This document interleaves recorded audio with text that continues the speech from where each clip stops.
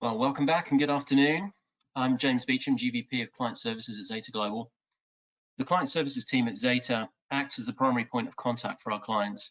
But more than that, we aim to develop a deep understanding of our clients' business, their customers, their data, and marketing programs in order to add value through every interaction and to share ownership in our clients' largest challenges and greatest opportunities. As Steve Gerber mentioned just a few moments ago, we strive to be that first call that our clients make. In this next session, we'll be talking about how growth can be ignited through digital transformation, and we're honored to have two esteemed leaders join us representing two of the most recognizable and progressive brands in the world, Jessica Davidson, SVP of Digital at Windham, and Beth Ringer, VP of Media Strategy at Panera Bread. The disruptions of 2020 have spurred the shrewdest marketers to double down on digital transformation, and today we'll talk about how brands like Windham and Panera Bread are using data and technology to stay relevant, to quickly rise to changing consumer demands and achieve business growth against the odds. Now I'll pass over to Cynthia Giannelli, GVP of Global Strategy at Zeta, to lead the discussion. Cynthia? Thank you, James, and a special thank you to Beth and Jessica for sharing their time today. I'm particularly proud to host such an esteemed all-female panel this afternoon, and I know our discussion will shine a light not just only on achievements of women in our industry, but provide those tuning in a real tangible inspiration of how we approach large organizational change amid crisis. In many ways, this follows the saying that necessity is the mother of invention, where difficult situations inspire ingenious solutions. Today, we're going to spotlight two. So Panera, the ongoing transformation from restaurant-only chain into a digital-powered omni-channel business, and Windham becoming the first hotel company to offer mobile check-in and check-out across nearly 6,000 economy and mid-scale hotels. Before I let you guys introduce yourselves, I'm going to take one slide just to pause and level set on 2020. I think it's all leveled us, so that doesn't need much of an introduction. But to the next slide in terms of our insights, Gary, if you could. Oh, so these are going to be our spotlights. Two wonderful programs that we'll dig into in a second. And Gary, just to level set in terms of what we've been facing on a macro level for us in the next slide. So in the upcoming months, the phrase hindsight is 2020 is definitely going to take a different meaning. We all know budgets have become tighter, marketing has had to become smarter, and adaptation was the key, not just to thriving, but surviving amidst a weakened economy and a very sensitive society. As a result, there's been a clear shift, obviously, from offline to online. People are looking for richer experiences that use virtual presence to motivate shopping. And mobile has now expanded from a top of the funnel device to something legitimately as a transaction point and engagement point for loyalty. And we've learned that leading with empathy can genuinely address individual customer needs and really strengthen those existing customer relationships. And we've also learned that keeping a real-time pulse in terms of changing customer preferences and rapidly innovating to redesign journeys is really what is going to be key for context today. So with that, let's get out of the slideware. We've all had enough of that. And let's just talk first with a spotlight with Beth. So Beth is a way of introduction, VP of Media Strategy at Panera Bread, no stranger to innovation. You were the first of the fast casual chains to jump into the digital game in 2012 when you began rolling out the Panera 2.0 initiative.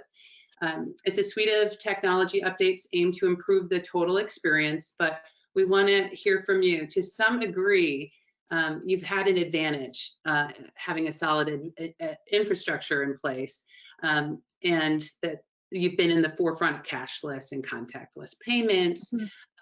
But was this seen as an advantage in your pivot to off-premise mandates we observed in the spring?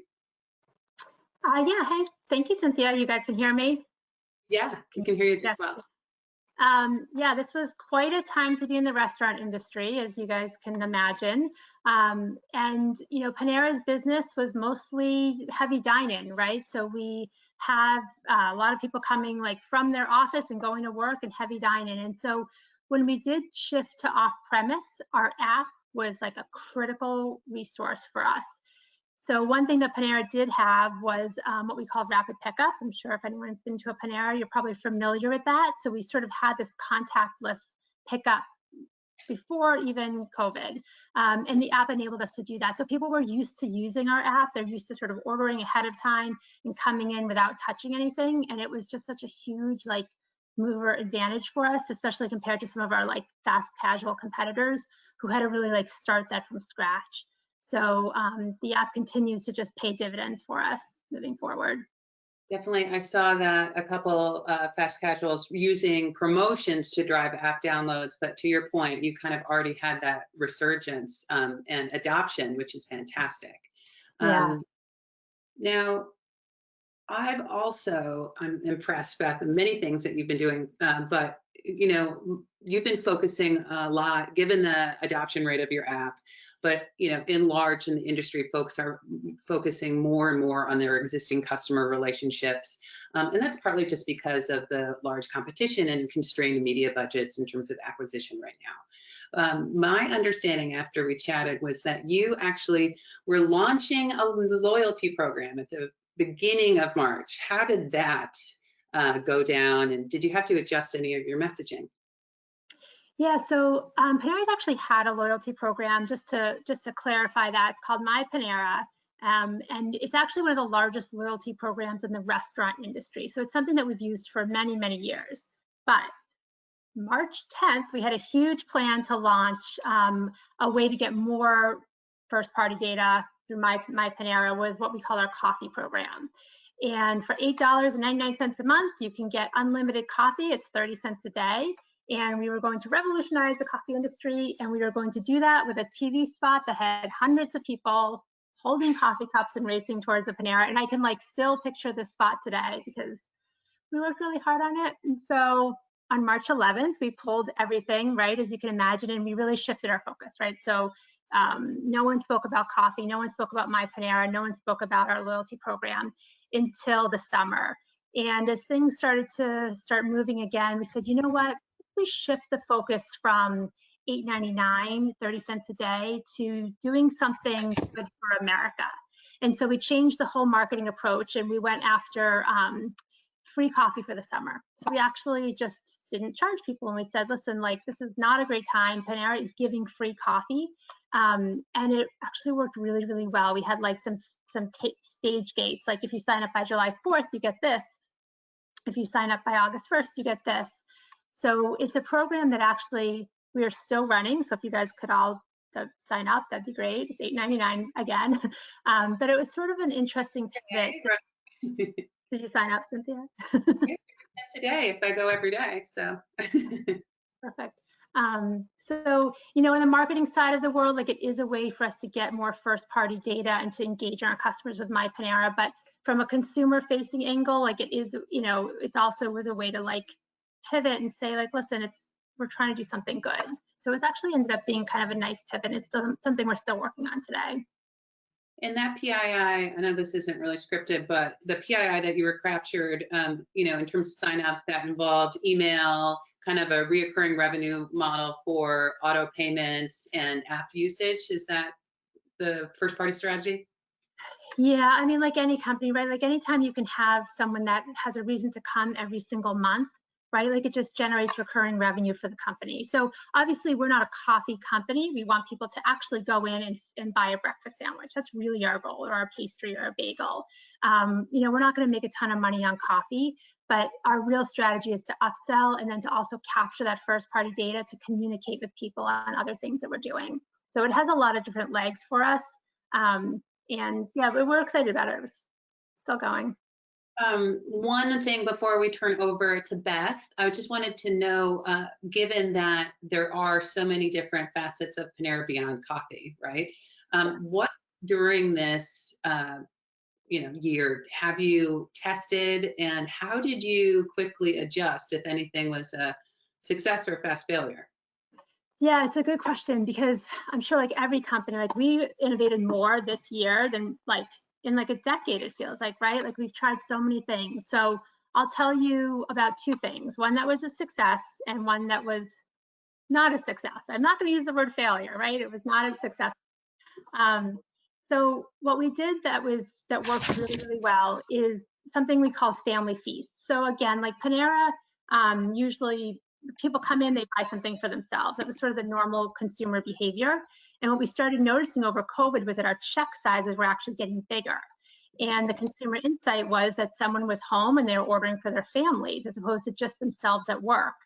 And so we introduced what we call the family feast, which enabled someone to order one meal and 4 sandwiches, 4 cookies, that kind of thing, at a lower price point. And that's something that just continues to be relevant today. People are not in their offices in the same way. They are home, their kids are home. And so that was something that I imagine will be with us forever. So then our non-success story was the same thing. As a consumer insight, if you remember that groceries started to be difficult to get. So people were afraid to leave their houses. They didn't want to go to the supermarket. And so food became a real concern.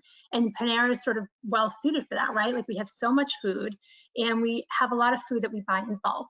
And so we realized that we could actually start to sell bulk food, which we've never done before, right? But like huge things of avocados and tomatoes and bread and milk. And so we launched a program called Panera Grocery. And it was one of those things that sort of made sense in our creative brief where we had the right audience and the target, but we weren't able to sell enough bulk avocados to make it worth it, right? It wasn't just something that didn't resonate with the right time and the right place. So we ended up pulling it. But I do think it's an interesting learning experience because it's something that it was never on the table for an option for us. And we turned it up and turned it around, and it was sort of, we got some interesting learnings up from it, if nothing else. A lot of learnings. That's wonderful. That's great. And I want to turn our attention to Jessica. How are you? Doing well. Hello. So Jessica, you're SVP of Digital at Windham, and you just announced the arrival of your new app, combining best-in-class design of personal experiences, account management, gamification, and more. So I want to hear about that. Specifically in your vertical, you've shown unprecedented resilience, and there's a lot of great success in terms of how you pivoted and fought the challenges that the pandemic brought to you face on. So why don't you share us about that launch? Yeah, so thank you so much. It's really exciting to be here with all of you today, and just give a glimpse into some of our digital transformation efforts and share with you a little bit about the launch of our new app. But before I do, just a little bit about Windham for the folks that aren't as familiar. So Windham Hotels and Resorts is the world's largest hotel franchising company by number of properties. So we have over 9,000 hotels in approximately 90 countries on 6 continents. And we have 20 established brands many folks listening in, I'm sure, have heard of or stayed at: Days Inn, Super 8, La Quinta, Wingate, Hawthorne, to name a handful. And we have Windham Rewards, which is our award-winning loyalty program. So that's Windham. We have a leading position in the economy and mid-scale sector of lodging. So we cater to the everyday traveler. So when you think about drive-to travel and the economy and mid-scale footprint being kind of where we're in a really good spot right now in terms of where customer interest is. So over to our new app and digital transformation. So I've been at Windham for about 5 years.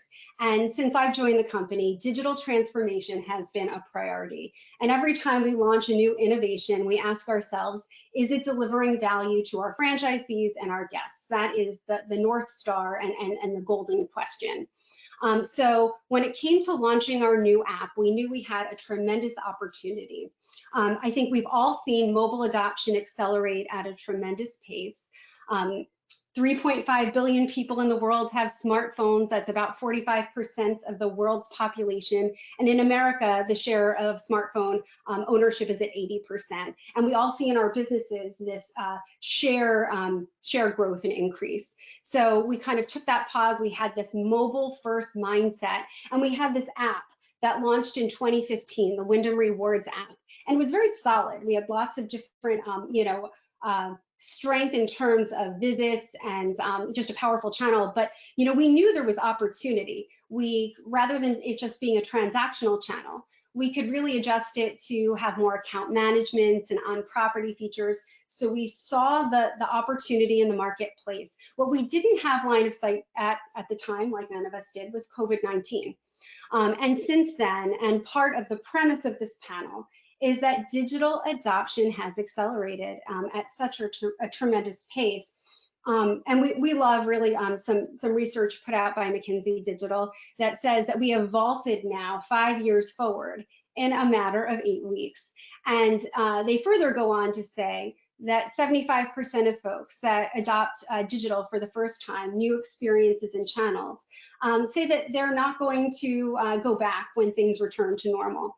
So amid all of this, we've developed this mobile app, and we consider ourselves pretty fortunate to be able to bring such a meaningful product to market at such an important time. So we feel, and hopefully the folks listening in will download it from the Apple App Store and the Google Play stores. But we feel that it delivers an upscale experience to the economy and mid-scale traveler. And it delivers upon streamlined experiences and lower contact features at a time when people are looking for them. So examples of some of the features are, like you said, Cynthia, mobile check-in and check-out. So we're on track to be the first hotel company to deliver mobile check-in and check-out by year's end at 6,000 economy and mid-scale hotels. We also offer a way to engage via on-property texting through the app for the hotels that are interested. We have account management, great branding in terms of, if you open the app, lots of animation and immersion. I'm sure the Panera app, and I have to say, I'm a big fan of Panera too, Beth. And my husband has the coffee subscription, but these engaging features, right? So when you go through and, we have a passport feature, which is a gamified experience where you can collect stamps and engage with the app that way. It's our stickiness in terms of the channel and our expressions. One of my favorite features is called Lightning Book, and it's our fastest way to book with us directly. So if you need a nearby hotel for the same day, you just in a few taps can book.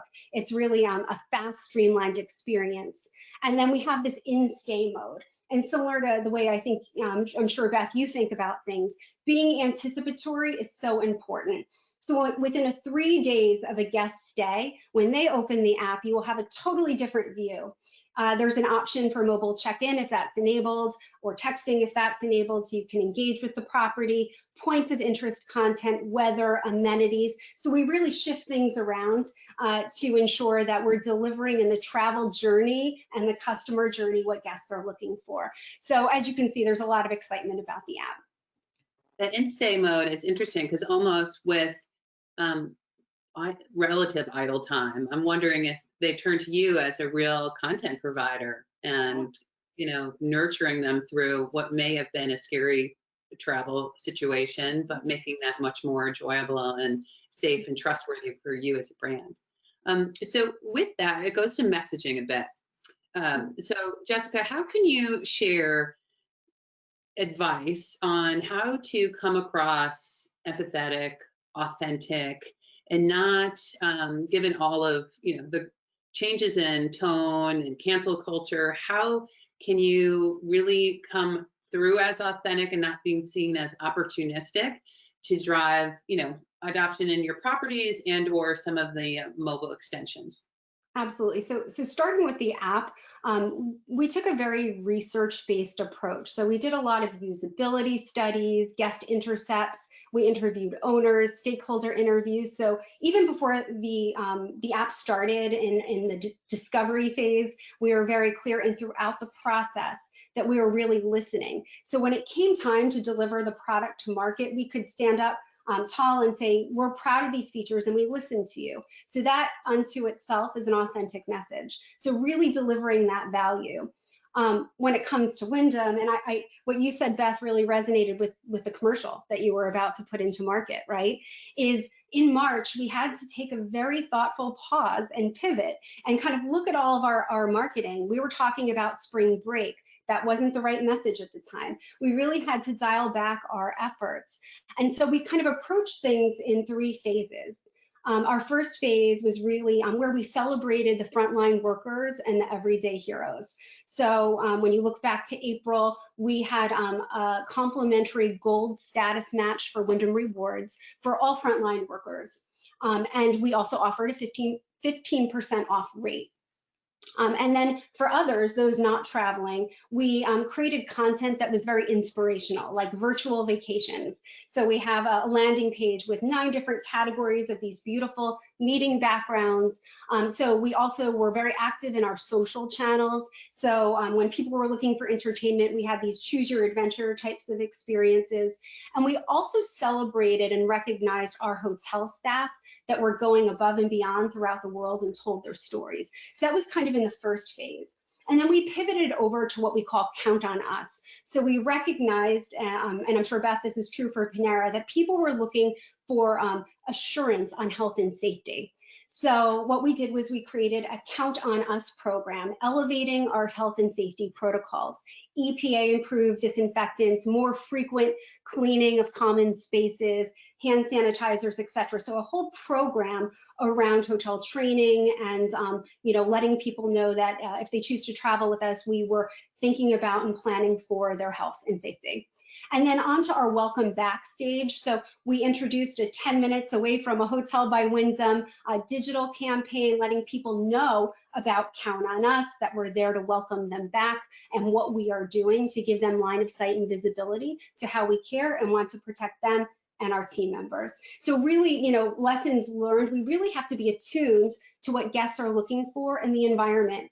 We also, and I didn't mention this earlier, in the beginning created a video saying stay at home. So really, it's like, you have to really pay attention to what people need to hear and deliver on that. I mean, you've listed so many great examples in terms of how you look at customer experience differently in context to pre and versus post pandemic. What is some, an advice that you can kind of instill about how fundamentally we need to think differently about customer experience now more than ever? Yeah, I think it goes down to emotional intelligence. So really thinking through having that, sensitivity to what people are looking for, but also to know that the value drivers may be different, right? So price sensitivity might be what's the lever for one person, where health and safety could be another, or flexibility and highlighting our flexible policies when we can, and loyalty. So I think it's really looking at the overall levers and understanding what people are looking for and adjusting and delivering on those expectations very quickly. 100% individualization and market by market opportunity. That's right. Nimbly address it, right? Mm-hmm. All right, these are fantastic examples. I just wanted to give you guys some floor to really highlight the spotlights of some of your recent success. But so Panera, in terms of really inventing new business models, Windham, ability to sustain engagement despite significant headwinds. These are not easy feats. So I just want to applaud you guys both in sharing your stories there. I hope that folks on the panel today listening in can hear these and really, take that as a coach or an empowerment to take advantage of a growth mindset. So I just want to ask a couple more questions since I have you guys. And we can take this either one. So let's just, Beth, what could folks do now to set themselves up for success once the crisis, if it's another pandemic or an economic shutdown, or what is that must have to make sure that you're going to be successful coming out of this? Yeah, I mean, it's a good question. Of course, the answer depends on the industry, but I'll just say from our experience in the restaurant industry is that we spent a lot of time in the very beginning saying, okay, well, when this is over, we'll do this, and okay, well, we'll make this change, and we'll wait until summer, we'll wait until September. And I will say that on our side internally, we've stopped saying when this is over, and we've just shifted our mindset to this is our world.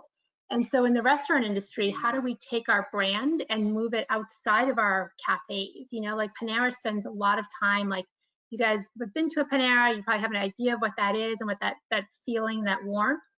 So then what does that mean if someone's delivered Panera to your door? Like how does the brand translate off premise? And that is now our focus, because you know what, like this is going to be over at some point, but I have a feeling that we're going to get a lot of new customers that never experienced us in a cafe or in a restaurant. And that is part of our goal, is to make Panera feel alive off premise also. So delivering some crayons for households with children. I always love it when I drive up on a road trip and it's like, okay, there's a healthy option. Thank goodness. Right. Good. Keep doing. You can keep doing that. Stay in the Windham. Go to Panera. So Jessica, if there is one thing organizations need to get right in order to succeed in a disruptive environment, what would that be? So hard to answer in one response, so I'll take two. So harness the data, right? The soft data and the hard data. So pay attention to what in our case, our franchisees and our owners communicate, and look at their feedback and voice of customer, but also look and see what's happening across your channels. Leverage your marketing stack, and look for insights and tell stories from it, and quickly adjust.